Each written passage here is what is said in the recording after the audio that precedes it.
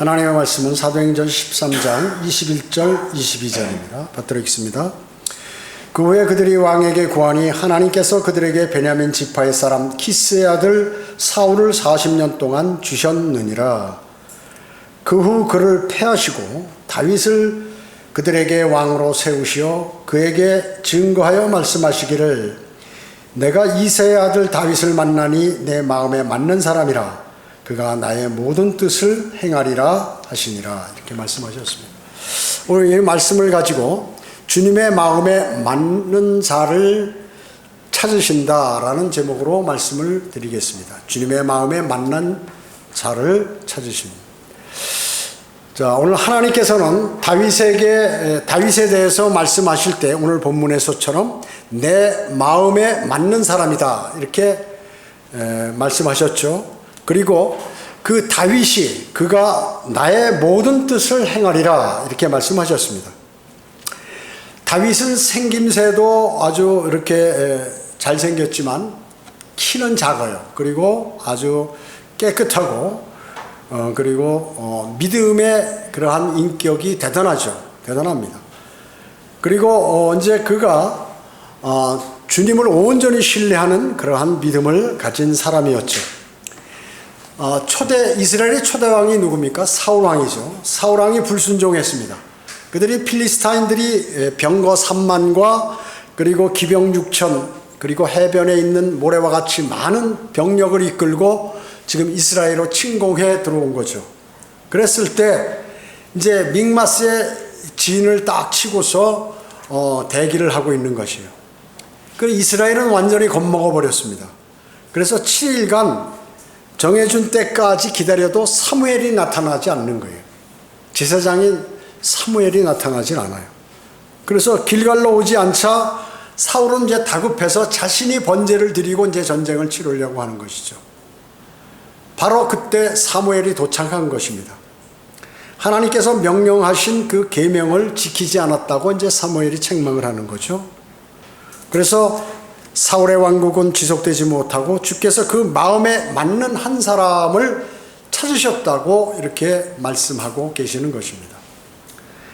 즉 하나님을 향한 믿음의 인격이 제대로 된 사람, 그 사람을 하나님께서 찾으셨다는 것입니다.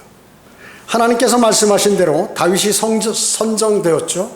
그래서 그가 다윗이 어떤 삶을 살았는지 우리가 잘 고찰의 범으로 인해서 다윗의 어려움과 시험 그리고 여러 가지 그 어려움 가운데 있었을 때 그의 반응 이런 것들이 어떠한지 하나님의 말씀을 통하여 알아보도록 하겠습니다.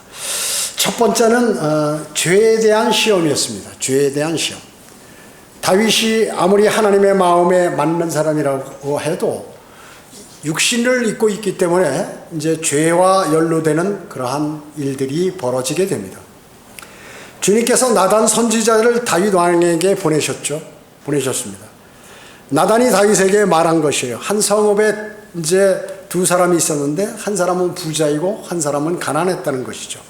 그런데 부자는 많은 양떼와 소떼를 갖고 있었고 그 가난한 자는 딱 한 마리 작은 암양 새끼 한 마리를 키우고 있었는데 그들과 그 양과 함께 자고 먹고 하는 마치 자기 가족의 딸처럼 생각하는 그 작은 암양 한 마리가 있었다는 것이죠.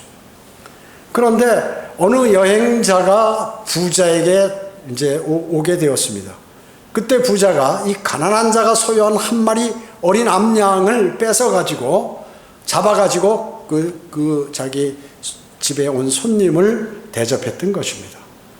그 얘기를 지금 나단 선지자가 다윗에게 얘기하니까 다윗이 깜짝 놀래버렸죠. 노발대발한 것입니다. 주의 사심으로 맹세하노니 이 일을 행한 자가 반드시 죽으리라. 또 그는 새끼 양을 4배로 갚아야 하리라. 이렇게 얘기를 했습니다. 그러자 나단이 다윗에게 뭐라고 그랬어요? 당신이 바로 그 사람이니다 라고 했던 것입니다. 대단하죠. 대단한 것이에요. 예를 들어서 그 한 나라에 대통령이 있으면 대통령이 잘못하고 그러면 그 참모들이 그것을 지적해 줘야죠. 지적을 해 줘야 돼. 그리고 지적을 받은 그 대통령은 자신이 알아보고 잘못됐으면 즉시 고쳐야죠. 그렇죠? 그런데 참모가 대통령이 무서워서 진언을 못하면 어떻게 될까요? 또 만약에 진언을 하더라도 그 대통령이 이 사람 나한테 지금 무슨 소리 하고 있는가, 보직해임시키고 다른 사람 그 자리에 앉혀버리면 어떻게 되겠어요? 지금 나단 선지자가 그 과거의 왕은 더 어려웠단 말씀이죠. 지금의 대통령보다도. 그런데 이렇게 지금 당신이 그 사람이라고 지적을 하는 것이에요. 하나님께서 내가 히린 우리아를 칼로 죽이고 그 아내를 빼앗아 내 아내로 삼았으며 암몬 자손의 칼에 그를 죽게 하였도다. 자, 다윗이 그 우리아를 죽였나요?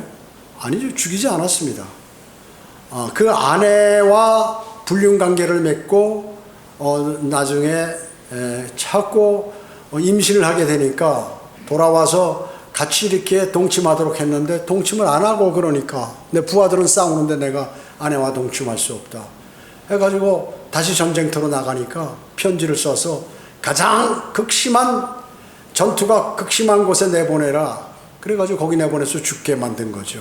하나님께서는 우리아를 다윗이 칼로 죽인 것이 아니라 그렇게 다윗이 조정을 한 것이죠.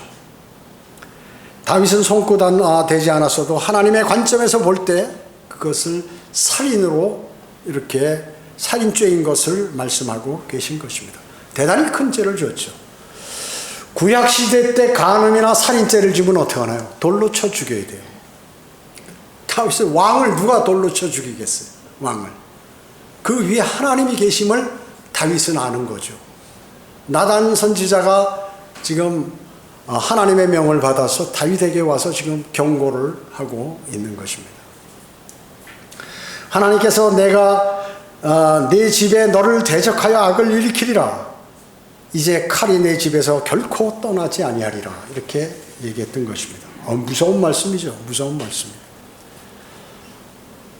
성경을 어느 곳에서 하나님의 자녀들의 죄나 인격, 결함 이런 것들을 그냥 하나님께서 지나쳐 버리는 게 없으세요. 그가 죄를 지었으면 반드시 거기 죄에 대한 대가를 지불하시는 것이. 또 그가 신약에서는 죄를 정말로 처절하게 다윗처럼 잘못했다고 용서를 빌면 이제 주님께서 주 예수 그리스도의 보혈의 공로로 용서해 주시죠. 징계를 받지 않는 것이죠. 그래서 그리스도인은 항상 죄와 연루되지 않도록 노력해야 되는 것이죠. 주님께서는 내가 거룩하니 너희도 거룩하라고 이렇게 말씀하셨습니다. 그러나 그리스도인도 죄를 많이 짓고 있는 것이에요. 사실은요. 다윗은 즉시 나단에게 내가 주를 거역하여 죄를 지었다고 이렇게 얘기해요. 죄를 지었다는 거죠. 본인이요. 죄를 자백하는 것입니다. 여러분 시편 51편 한번 찾아볼까요? 시편 51편. 시편 51편. 이게 바로 이제 다윗이 밧세바와 동침한 후 선지자 나단이 그에게 왔을 때 이제 다윗이 한 말이에요. 이게. 다윗이 쓴 시인 것이. 제가 한번 읽을 테니까 여러분 잘 생각하시면서 들어보시기 바랍니다. 어느 정도 처절하게 다윗이 하나님께 자백을 했는지. 오 하나님이여 주의 자애하심을 따라 나에게 자비를 베푸소서. 주의 온유한 자비들의 풍성함을 따라 내 죄가들을 지어버리소서. 나의 죄악으로부터 나를 철저히 씻으시고 나의 죄로부터 나를 깨끗하게 하소서. 내가 내 죄가들을 아오니 내 죄가 항상 내 앞에 있나이다. 주만을 거역하여 내가 죄를 지었으며 주의 목전에서 이 악한 행실을 행하였으니 주께서 말씀하실 때 의롭게 되시고 주께서 판단하실 때 순전하시리이다. 보소서 내가 죄악 중에 조성되었으며 죄 중에서 내 어머니가 나를 배웠나이다. 보소서 주께서는 마음에 있는 진실을 원하시오며 주께서는 감추어진 곳에서 나로 지혜를 알게 하시리이다. 우슬초로 나를 정결케 하소서. 내가 깨끗게 되리이다. 나를 씻기소서. 내가 눈보다 더 희게 되리이다. 나로 기쁨과 즐거움을 듣게 하소서. 주께서 꺾으신 뼈들이 즐거워하리이다. 나의 죄들로부터 주의 얼굴을 가리소서. 나의 모든 죄악들을 지워버리소서. 오 하나님이여, 내 안에 깨끗한 마음을 창조하시고 내 안에 바른 영을 새롭게 하소서. 주의 면전에서 나를 내어 쫓지 마시고 주의 거룩한 영을 내게서 거두어 가지 마소서. 주의 구원의 기쁨을 내게 회복시키시고 주의 자원하는 영으로 나를 붙드소서. 그리하면 내가 범법자들에게 주의 길을 가르치리니 죄인들이 주께로 돌아오리이다. 오 하나님이여, 피 흘린 죄에서 나를 구해 주소서. 주는 나의 구원의 하나님이시나이다. 내 혀가 주의 의를 소리 높여 노래하리이다. 오 주여, 주께서 내 입술을 열어 주소서. 그리하면 내 입이 주의 찬양을 보리이다. 주께서 희생제를 원치 아니하시나이다. 주께서는 희생제를 원치 아니하시나이다. 그렇지 아니하였으면 내가 그것을 드렸으리이다. 주께서는 번제도 기뻐하지 아니하시나이다. 하나님의 희생제들은 상한 영이니 오 하나님이여, 주께서 상하고 참회하는 마음을 멸시하지 아니하시리이다. 주의 선하신 기쁨으로 시온을 향하여 선을 행하시고 예루살렘 성벽들을 쌓으소서. 그때 주께서 의의 희생제들과 번제와 온전한 번제를 기뻐하시리니 그때 그들이 주의 제단에 송아지들을 드리리이다. 이렇게 말씀하셨습니다. 자, 대단하죠? 대단합니다. 예. 자신이 죄인이다. 나는 어머니 뱃속부터 저 죄인입니다. 그렇다고 죄를 좀 용서해 달라고 말이죠. 그래서 이제 내 안에 계신 성령께서 떠나지 말아 달라고. 여러분 어때요? 구약에는 성령께서 지금 신약에 구원받은 그리스도인은 성령께서 온전히 내주하셔가지고 떠나지 않으시죠? 그러나 구약에는 어때요? 다윗처럼 들어와서 지금 간구하는 거예요. 성령 떠나지 않게 해달라고. 근데 초대 왕 사울은 성령이 들어왔다 떠나버리셨어요. 그리고 삼손은 들어왔는데 떠났다가 다시 들어와서 힘을 발휘해서 마지막에 그 경기장을 다 무너뜨려서 필리스타인들을 다 죽이게 되죠. 자, 이와 같이 구약에는 성령께서 들어오기도 하시고 나가기도 하시고 또 영원히 거하기도 하신 것이에요. 그러니까 두려워가지고 다윗은 제발 제 안에 영을, 거룩한 영, 성령을 거둬가지 말라고 그렇게 한 것이에요. 울며 불며 죄에 앉아서 죄를 뿌리면서 가슴을 찢고 치면서 이렇게 자백했던 것입니다. 이와 같이 다윗은 죄에 민감했습니다. 죄를 자백했죠. 그는 죄의 시험을 통과하게 됐어요. 통과해서 주님을 즉시로 찾은 것이에요. 그런데 그리스도인 가운데는 죄를 짓고도 그것을 계속해서 묻어놓는 거예요. 자백드리지 않고. 자백하면 용서하시는데 그리스도인도 죄를 짓게 되면 다윗처럼 즉시 자백을 처절하게 자백하셔야 돼요. 그러면 왜 주님께서 마음에 맞는 자라고 그랬어요? 그걸 사람은 모르고 죄를 질 수가 있어요. 부지불식간에. 그 죄를 용서해 달라고 주님께 처절하게 매달리는 것이에요. 여러분은 어떻게 하십니까? 죄에 민감하세요? 죄에 민감해야 됩니다. 죄를 자백하십니까? 네, 자백해야 합니다. 죄의 시험을 통과한 후 여러분은 주님을 찾습니까? 여러분이 기도드릴 때 가장 중요한 게 뭐예요? 우선 주님을 찬양하지만 내 죄들을 다 자백해야죠. 앞에. 제가 기도하는 훈련을 주님께서 저에게 시키셨을 때 단 5분도 무릎 꿇고 기도를 드리지 못하는데 기도를 드리는데 내가 눈을 떠보니까 한 3-4시간이 지난 거예요. 그런데 그 긴 시간을 5분을 하면 할 내용이 없는데 말이죠. 어떻게 그렇게 했는가 되돌아보니까 그 기도 시간에 거의 반 이상을 죄에 대해서 자백을 하는 거예요. 울면서요. 계속해서 저도 모르게 성령님께서 그 죄를 자백하도록 옆에서 도와주시는 거죠. 죄를 자백하는 시간으로 거의 반 이상을 보낸 거예요. 그래서 여러분이 그러면 주님의 하나님을 향한 그 기도가 바로 상달되는 것입니다. 상달되는. 여러분이 죄를 갖고 있고는 여러분의 기도가 응답될 수 없습니다. 절대로 응답될 수 없습니다. 다윗은 간음과 살인죄를 지었죠. 외적인 번영과 외관상 아주 종교적으로 가장 열정이 가득할 때 이런 죄를 짓게 된 거예요. 여러분, 다윗을 보면 여러분도 그걸 아셔야 돼요. 나는 지금 주님을 사랑한다. 그리고 마음에 열정이 있다. 이럴 때 가장 조심해야 된다. 마귀는 그것을 꺾기 위해서 여러분에게 죄악의 그러한 유혹을 뿌리는 것입니다. 다윗도 자신이 그걸 모르게 잡아버린 거죠. 잡아버린 것이에요. 바로 그 시기에 그러한 죄악들이 저질러졌다는 사실을 우리는 주의해야 하는 것입니다. 여러분은 번영, 외관상의 그 종교적인 열정, 여러분이 이제 그 진리를 찾고자 하는 그러한 마음, 공부하고자 하는 그러한 마음들이 생겼을 때 마귀는 여러분들을 공격하는 것이죠. 제가 뭐라고 얘기합니까? 그리스도인이 예수 그리스도를 영접하고 구원받게 되면 즉시 그 시간 다음에 바로 즉시로 마귀가 공격을 합니다. 수많은 사람들이 구원을 받고 여기 와서 처음 와서 제가 복음을 전해서 구원을 받고 나면 마귀가 공격해서 야, 너 그거 아니야. 너에게 이제 앞으로 부담을 주려고 믿음 생활을 하는데 그렇게 그러는 거야. 갖가지 방법으로 그 사람을 공격해요. 이제 그 사람이 거기서 이기고 믿음 생활을 계속 한다 그 얘기죠. 이제 구원받은 그리스도인이 침례를 받아야 될 거 아니에요. 하나님께 선한 양심의 응답, 주님께서 명령하신 거니까. 침례식하고 주의 만찬은 주님께서 명령하신 행사예요.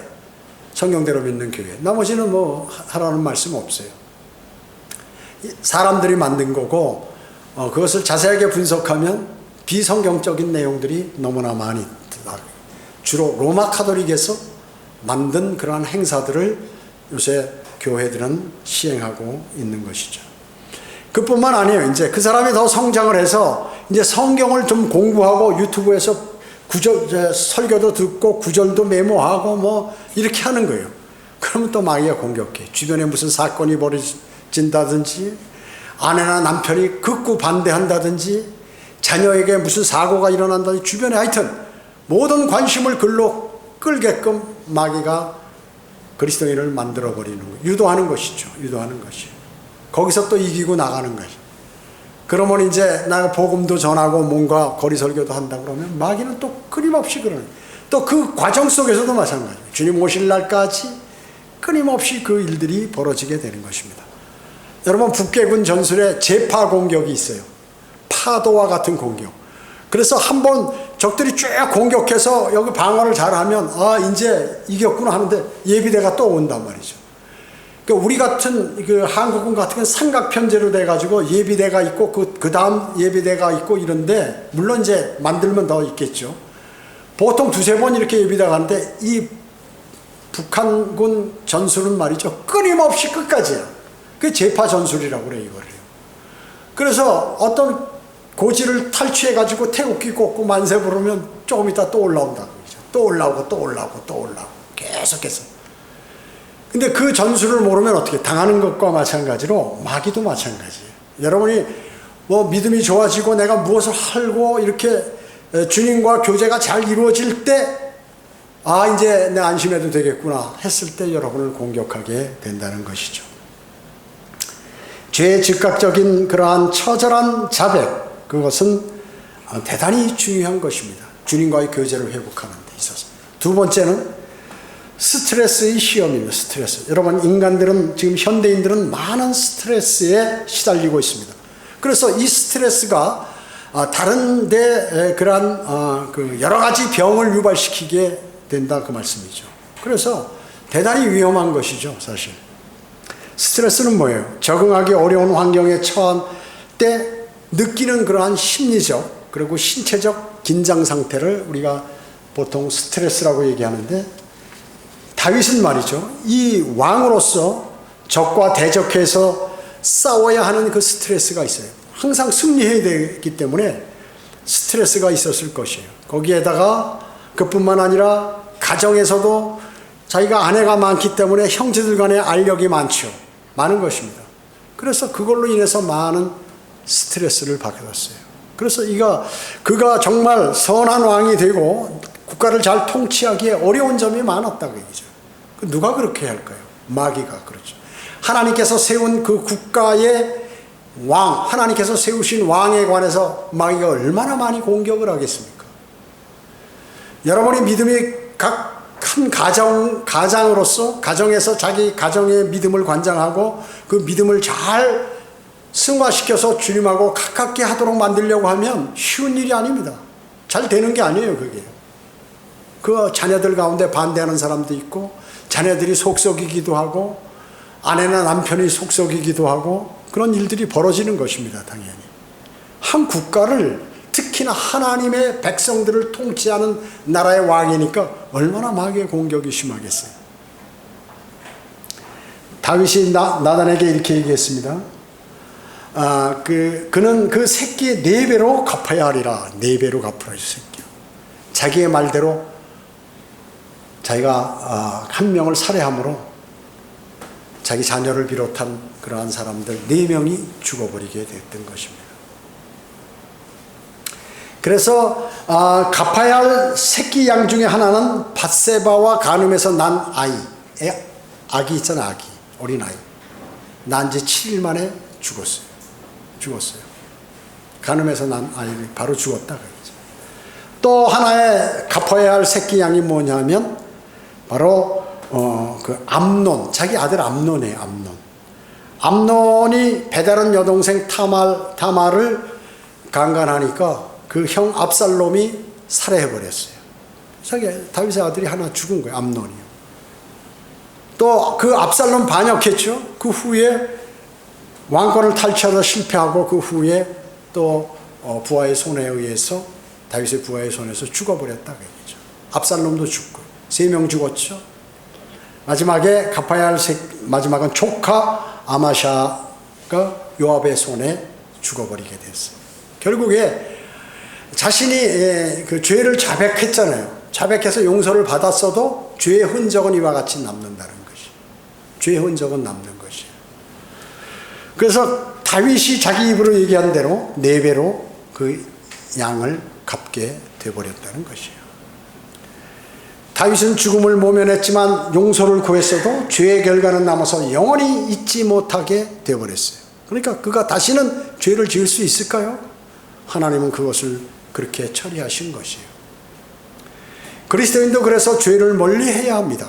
죄를 즉시 자백 안 하면 더 큰 일들이 발생하게 되는 것이 그리스도인이에요. 세상 사람들은 놔두지만 그리스도인은 반드시 주님께서 개입하신다는 것이죠. 통치하는데도 힘든데 가정의 살인사건이 지속적으로 이렇게 일어나는 거예요. 얼마나 가슴 아프겠어요. 그것도 자기 자녀가. 부모가 먼저 죽으면 덜 슬픈데 자녀가 먼저 죽으면 말이죠. 가슴에 묻는 거예요. 평생 동안 슬픈 거예요. 평생. 힘들었겠죠? 이것이 죄의 무서움이에요. 죄의 무서움. 그러면서 다윗은 내 육신과 내 마음은 쇠잔하나 하나님은 내 마음의 힘이시요 영원한 나의 품기시니이다. 힘을 얻어야 될 거 아니에요. 그래 나라 통치할 거 아니에요. 여러분도 극심한 스트레스에 시달리고 또 하나님께 향하여 그분께 부르짖어 도움을 구해야 합니다. 그래서 그 시험을 통과해야 해요. 여러분이 지금 삶에 있어서 받는 그 시험들 있죠. 그걸 통과하셔야 합니다. 그래야 믿음을 유지할 수 있는 것입니다. 그래야 여러분은 하나님의 마음에 맞는 사람이 될 수가 있습니다. 그렇죠? 세 번째는 섬김의 시험입니다. 섬김의 시험. 다윗은 아들 솔로몬에게 역대상 28장 9절에서 온전한 마음과 기쁜 뜻으로 그분을 섬기라. 주님을 섬기는데 온전한 마음을 가지고 그리고 기쁜 마음으로 주님을 섬겨야 된다. 여러분 어떠세요? 오늘 경배 드리러 오시는 게 기쁜 마음으로서 아이고 참 최면상 그리스도인이 경배를 드리지 않으면 되겠나 해서 오신 것이에요. 당연히 기쁜 마음으로 또 온전한 마음으로 주님을 섬기는 것이 그리스도인에게는 대단히 중요합니다. 왜냐? 주님께서는 마음을 살피시고 모든 상상을 아시기 때문에 그렇습니다. 상상을 아시기 때문에 그렇습니다. 솔로몬은 초기에 다윗의 권면대로 주님을 신실하게 섬겼어요. 그러나 후에 부강해지니까 어떻게 됐어요? 이제 마음이 변한 거죠. 자, 적들도 자기에게 공격을 못하고, 외부 적들도 막강하니까 나라가. 그 다음에 하나님께서 지혜와 명철도 주셨어요. 뭐 재판도 잘하고 부족한 게 없어요, 솔로몬이. 그러니까 이게 머리를 다른 데로 굴리는 거예요. 머리를 다른 데로 쓰게 되는 것이죠.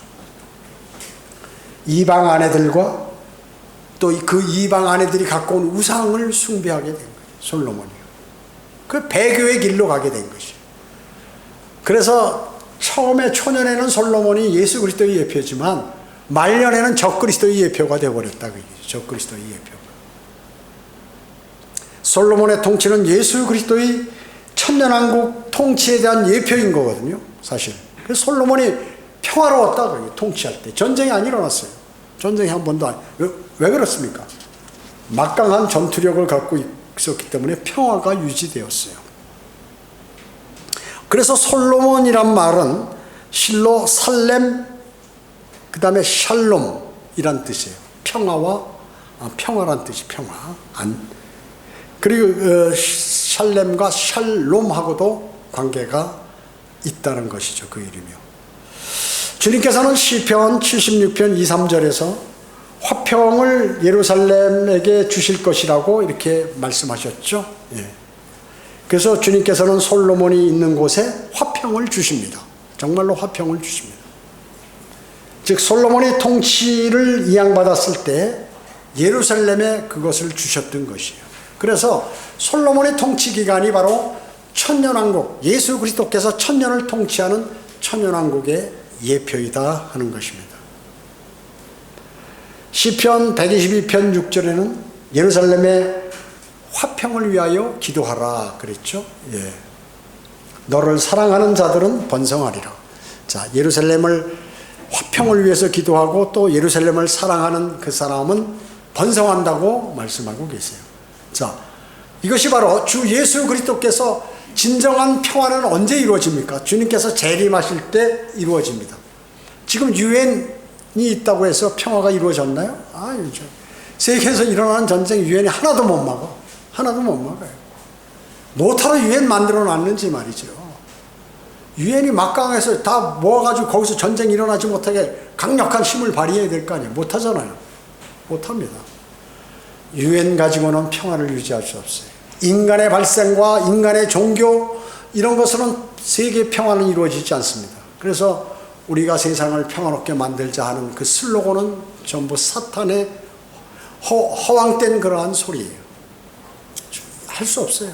로마 카톨릭이 우리가 전 세계가 화평하게 되고 종교가 통합해서 화평을 이루자, 이루어질 수 없는 말을 하는 것이에요. 그건 적그리스도가 하는 말이에요.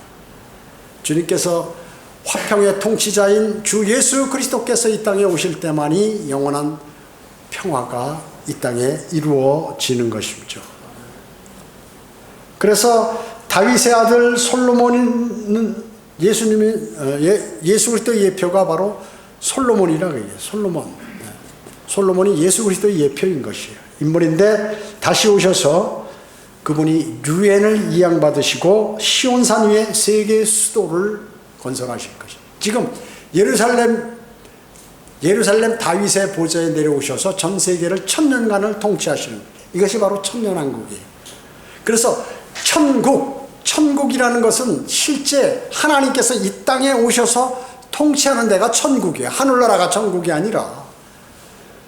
그래서 죽으면 하늘나라 가는 것이 그 용어가 맞는 것이지 천국에 간다는 말은 틀린 것이에요. 잘못된 것이죠. 예수 그리스도께서 이 땅에 오셔서 통치하는 나라가 천국이라고 얘기해요. 그래서 천국이란 단어는 마태복음에만 나오는 것이에요. 왜? 예수 그리스도께서 왕으로 이 땅에 오셨을 때. 여러분 그 사복음서가 조명이 각각 다르게 되어 있잖아요. 마태복음은 왕으로 오신 하나님, 마가복음은 종으로 오신 예수 그리스도, 그 다음에 누가복음은 사람의 아들, 인자로서의 예수 그리스도, 그리고 요한복음은 하나님의 아들로서의 예수 그리스도를 조명하잖아요. 마태복음은 왕으로 오신 예수 그리스도를 조명하는 것이고, 그래서 왕으로 오신 것은 마태복음이라고 얘기죠. 그래서 거기에 마태복음만 천국이라는 단어가 나오는 것입니다. 여러분의 주님의 섬김은 어떠하세요? 여러분 주님을 나 주님을 잘 섬기고 있는가 한번 평가해 보셔야 합니다. 온전한 주님을 섬기는데 온전한 마음과 기쁨 뜻으로 주님을 섬기고 있는지 여러분 잘 살펴보셔야 합니다. 내가 주님을 섬기는 데 있어서 방해 요소가 무엇인지 있다면 그걸 제거해야 돼요. 방해 요소.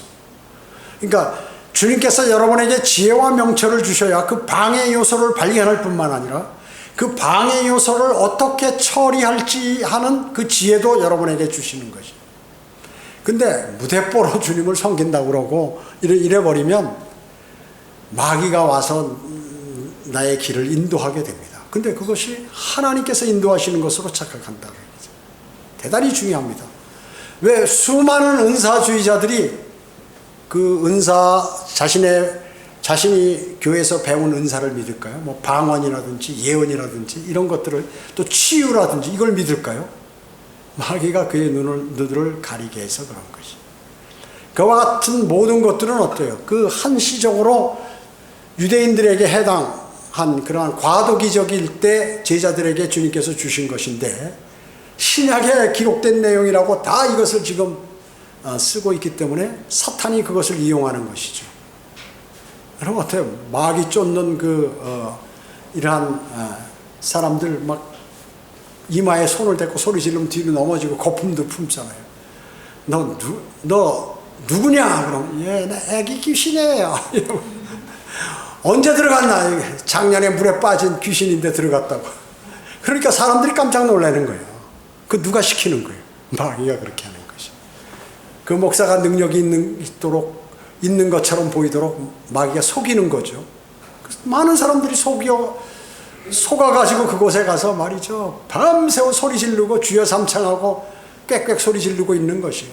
어리석죠. 너무나 어리석은 것이에요. 마가복음 16장에 있는 대로 그 사람들에게 청산가리 독을 한번 갖다 줘봐.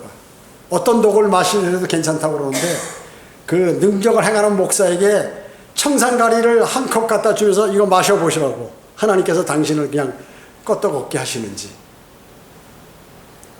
바로 도망갈 거예요. 바로 도망갈 거예요. 그 수많은 사람들이 속아서 그러한 잘못된 믿음을 행하고 있는 것입니다. 세상 기독교인들은 어떻습니까? 섬김이 상실되어 가고 있죠. 그리고 많은 문화 가운데 문화를 교회로 끌어들여 가지고 문화 활동을 많이 하는 것이죠. 심지어 콘서트 예배까지. 그래서 지금은 교회 재미없으면 안 나갑니다. 청년들도. 그러니까 여기다 드럼 갖다 놓고 무슨 전자기타 갖다 놓고 앞에 율동하는 사람이 그 강단을 다 점령해 가지고 말이죠. 여기 무슨 노래자랑하러 온 거예요. 찬양다들 한 곡만 하면 되는데 막 연습했으니까 좀 발휘해야 될 거 아니에요. 가운 입고 막 10곡, 5곡씩 하고 설교는 한 10분 하고 말이죠. 그러니까 완전히 마귀가 교회들을 다 장악해버린 것이. 수많은 교회들이. 청동수 교회 보니까 나 깜짝 놀랐어요. 그때 유튜브에 딱 떴는데 3.1절인가 그때쯤 됐는데 태국기를 전 교인이 들고 이거를 3.1절 노래를 교회에서 부르고 있더라고. 태국기 휘두르고. 나 깜짝 놀랐어요. 깜짝 놀랐어요. 자, 그러니까 교회가 말이죠, 목사가 생각하는 대로, 믿음 좋은 사람들이 생각하는 대로 멋대로 가는 거예요. 하나님의 말씀대로 하는 것이 아니라요. 하나님이 거기 계시지 않아요. 떠나버리죠. 절대 계시지 않습니다. 하나님이 미치시지 않은 이상 어떻게 거기 계시겠어요? 태국기를 더 사랑하고 앉았는데. 김경화에는 여기 성조기 켜놓고 왔잖아. 성조기를 단상 위에 올려놓고. 그러니까 하나님의 백성이 아니라 자기는 미국이나 대한민국의 백성에 한계되는 것이에요. 물론 우리가 소속이 대한민국이니까 국가가 잘 되기를 원하죠. 기도하고. 주님의 뜻에 따라서 번성하기를 원하고. 그러나 고향이요, 여러분은 여기가 아니에요. 셋째 하늘이죠. 성경에서 말씀하고 있잖아요. 성경에서 너희 본향이 어디냐? 본향이요. 그러니까 그런 사람들은 어때요? 이 땅이 본향으로 알고 있는 거예요. 주님의 말씀보다 세상 풍파에, 세상 법에 의한 그러한 것들에 휘몰리는 그러한 사람은 주님의 사역자가 아니에요. 주님의 사역자가 아니에요. 자, 그래서 결론적으로 다윗은 예수 그리스도의 예표죠. 다윗과 같이 주님은 십자가에서 승리하셨어요. 다윗이 그 모든 죄가들을 다 그냥 넘고 이기고 넘어서 마지막까지 주님을 사랑하는 사람으로 남아지고 시편을, 많은 시편들을 기록해서 그 솔로몬도 그렇게 했고, 물론 다 솔로몬들이 아름답게 이렇게 치장한 그러한 잠언들도 있지만 시편을 정말로 심도 있는 그런 주님과의 풍성한 교제를 나눈 시편을 기록하도록 하나님께서 은혜를 주셨던 것이죠. 예수 그리스도께서는 시험 받으셨죠. 예수 그리스도께서 육신의 정욕, 안목의 정욕, 생의 자랑에 관한 시험을 40일간 금식한 후에 받으셨을 때 말씀으로 모두 이기셨어요. 또 예수 그리스도도 어마어마한 스트레스를 받으셨어요. 충격을. 그러한 것들을 겟세마네 동산에 올라가서 기도로 승화시키셔서 능히 이기고 기도의 응답을 받아내셨는데 그것은 부활하셨다. 주님께서 왜 우셨어요? 겟세마네에서 기도하시면서.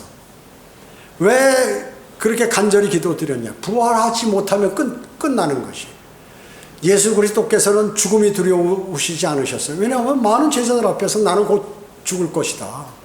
그리고 부활할 것이다. 라고 얘기했던 말씀이죠. 그러니까 그 주님께서 간절히 기도드린 것은 마귀와의 전쟁에서 이겨가지고 부활하셔야 될 거 아니에요. 그래 인류를 모두 구원시킬 거 아닙니까? 그래서 어마어마한 고통의 기도를 겟세마네에서 십자가에 달리시기 직전에 드리셨던 것인데 기도에 응답됐다. 부활하셨습니다. 세 번째, 예수 그리스도께서도 섬기러 이 땅에 오셨다고 말씀하셨어요. 마태복음 20장 28절에 인자도 섬김을 받으러 온 것이 아니라 섬기러 왔고 또 많은 사람을 위하여 자기 생명을 몸값으로 주려고 온 것이라 이렇게 말씀하셨습니다.